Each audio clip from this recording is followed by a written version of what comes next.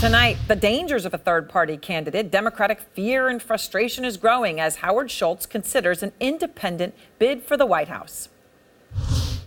He doesn't quite grasp the depth of the impact that decision would have. It would provide Donald Trump with his best hope of getting reelected. I would encourage him to get into the Democratic primary and test his ideas that way. And those were some of the tamer, more kind ways of putting it. Out front now, Jill Stein, 2016 Green Party presidential candidate. Jill, I appreciate your time. Good to have you back. So, you know, you've been there. You ran as a third-party candidate. Should Howard Schultz run? Well, you know, it's not for me to say, put it that way. I think this is up to the voters. And, you know, I think the panic, the spoiler panic that we're seeing is in many ways a reflection of the panic about, you know, the state of our economy, the state of our climate, the state of our health care, which 30 million Americans don't have any access to, and those who've got health insurance can't afford it. You know, people are really understandably focusing their panic about the economic emergency that most Americans are facing on this election. Understandably, but there's a win-win solution here. We don't have to shut down debate and dialogue in our democracy. We don't have to be in the business of blaming and shaming independent and third-party voters or independent and third-party candidates. There's a solution called ranked choice voting, and everybody should know about it and demand that we have it.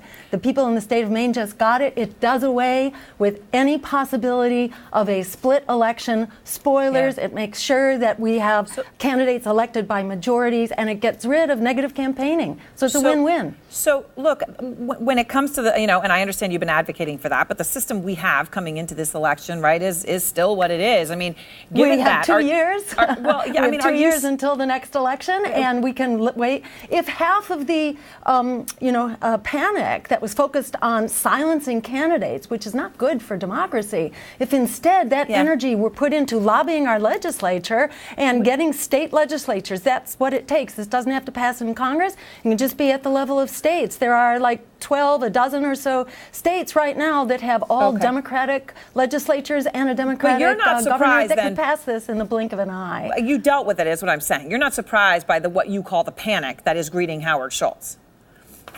I really understand, you know, that people are, anguished, are just in a state of emergency right now, and that gets focused not always on the most productive places. We need to fix that with a functioning democracy. Choice is essential. There are 100 million voters right now who are not voting because these are largely black, brown, poor, and millennial who've really been locked out of our economic system and locked out of our political system. We need to bring them back in. Choice is not the enemy of a fair and just and turnout in this country, system. of course, has long been something we should all lament, how terrible it is. Look, Jill, I want to turn to Russia now. And the reason I want to do that is because you may have been very important to Hillary Clinton's loss in crucial states in 2016. And I don't say that negatively. I just say you ran. So. You ran. When you look at the margins in Pennsylvania, in Michigan, in Wisconsin, the amount of votes you got, Jill, was greater than Trump's margin of victory. Okay? Tonight. Okay, can I respond to that? Because that is the essence of the smear campaign. No, it's not a smear campaign. No. Let me finish my point. But it's false. It is false. It's not false. Those are the numbers. It's true. No, but you're saying you shouldn't be maligned for it. I'm not maligning you for it, Jill. Jill, hold on. Let me make my point. I'm not maligning you for it. I'm simply saying you were important and you got more votes than the margin of victory. It is what it is. Well, I think that is purely wishful thinking because those are the numbers. Important to look what at do you the mean facts. It's wishful thinking? Democrats don't own green votes, and in fact, exit polls were done, including by CBS. I'm simply saying you got more votes than Donald Trump's margin of victory. I don't care whether you were for the pink, blue, and purple party. It doesn't matter. You got more votes. And I want to, and the reason I think it's important. But remember, 100 million people didn't vote at all. And I agree with you. I don't think you could just say that those green votes belong to Democrats. That's a problem. The arrogance of Democrats. Then maybe Donald Trump's margin would have been double what it was, is what you're saying. But let me get to the reason I'm asking you the question, Jill. Because in a new filing tonight, Robert Mueller is saying there's a pro-Russian Twitter account that used information from his criminal case to discredit the Russia investigation. So they took this information out there. They're trying to discredit the Russia investigation. It is the same Russian troll farm that attempted to meddle in the 2016 election, the same Russian troll farm that a recent report prepared for the Senate Intelligence Committee concluded tried to help you with social media posts. Not at your behest, but tried to help you. And did you know that that same cybersecurity firm, the New Knowledge firm, shortly after putting out their report, which should be repudiated by the Senate committee because they were exposed within a week by the New York Times for conducting a false flag Russian interference campaign in the 2017 Senate election. So you can't just take this stuff at face value. You got to look at it. Well, the and Senate Intelligence Committee has not at all facts, repudiated this, not Democrats or Republicans. well, they should. This is the report that they have. Just go Google the New Knowledge cybersecurity report, and you'll see that they conducted a false flag Russian interference campaign. And the CEO of New Knowledge has been deplatformed by Facebook for interfering in our elections. Mm-hmm. So you can't just take this stuff at face value, unfortunately. And here's the kind of stuff that they claimed. If you can see this, this is like Jesus,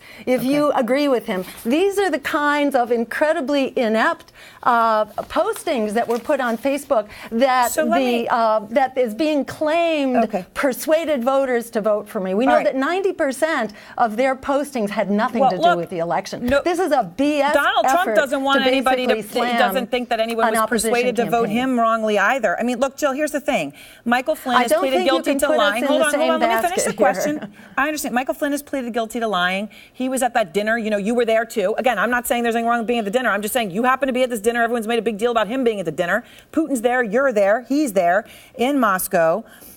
You know, now we're told about this report. You dispute it. I get that. But my question for you is, has anyone from Robert Mueller's team called you, contacted you? Right?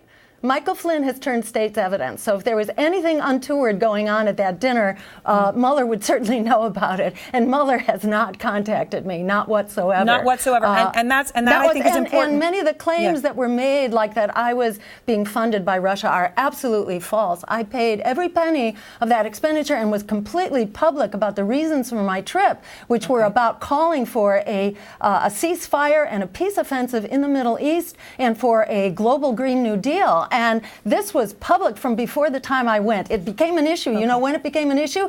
8 months later, after I got the Green nomination, then suddenly Democratic operatives were launching this smear campaign. But to be clear, because I think, Jill, you said something very important. Panic, which is attempting to silence political opposition, and that's not healthy for a democracy. But just to be clear, you say no one from Robert Mueller's team has reached out to you, no document requests, nothing from you or anyone that works for you. Just to be clear, because I think that's important for people to know.